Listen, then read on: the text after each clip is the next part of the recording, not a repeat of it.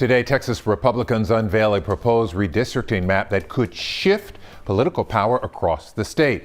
The changes could give Republicans an advantage in next year's midterms, a plan that has, of course, been pushed by President Trump. We have team coverage tonight. Ron Trevino will show us what the proposed changes look like. But first, Stephen Goen has been talking to lawmakers and voters. Stephen, what are they telling you? Len, we've been hearing the pushback from Democratic lawmakers and some voters in these districts. And for weeks, their big concern was the fact that no one had seen these maps, even though they were being discussed in public meetings. Tonight, we want to show you some of the reaction from both before and after these maps were published.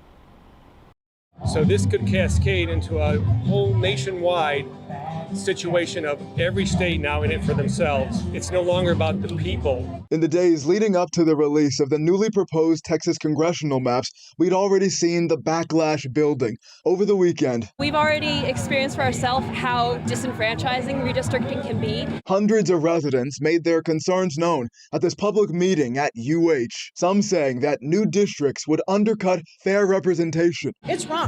Everyone should have a fair voice. And if we are a majority minority state, which we are, then our districts should reflect that. Those proposed maps now confirm that several districts, including 9, 18, and 29 in the Houston area, are among those that could be redrawn, those districts having larger populations of Black and Latino voters. On Saturday, District 9 Congressman Al Green and District 29 Congresswoman Sylvia Garcia speaking out. They want to set us up so that they can pass lines that have been drawn based upon race. So I say release the maps, give us robust hearings in every district that's impacted. Today, Representative Green said in a statement, the map is extreme invidious discrimination and accomplishes what the president has demanded of the governor. Representative Garcia called the maps a power grab. Some candidates running for the vacant 18th congressional district seat also sharing their reaction.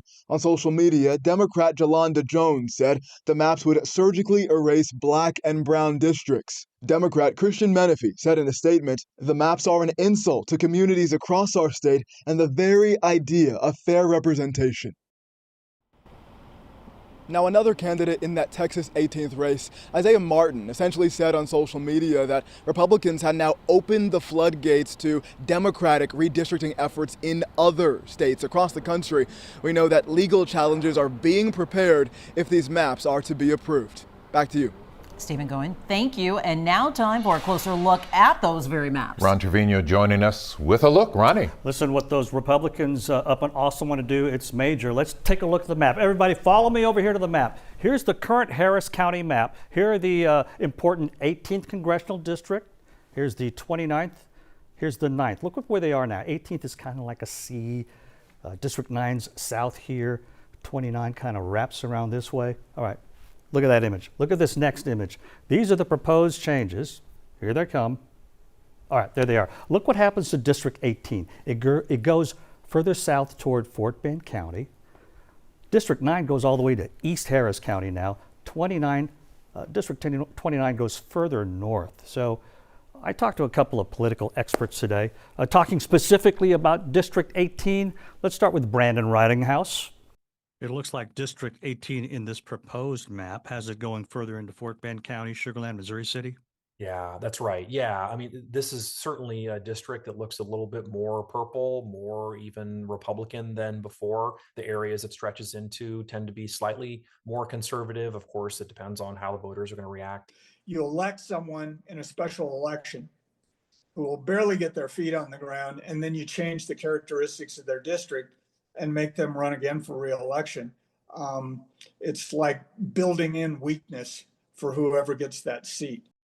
Again, here's the old one, or the current one, and here's the proposed new map for our congressional districts. So Democrats in Texas will do what they can to fight this new map. A lot can happen during this special session. Court challenges are expected if any new map is passed. Len and Mia, stay tuned. Yeah, the drama to continue. Thank you, Ron. The Texas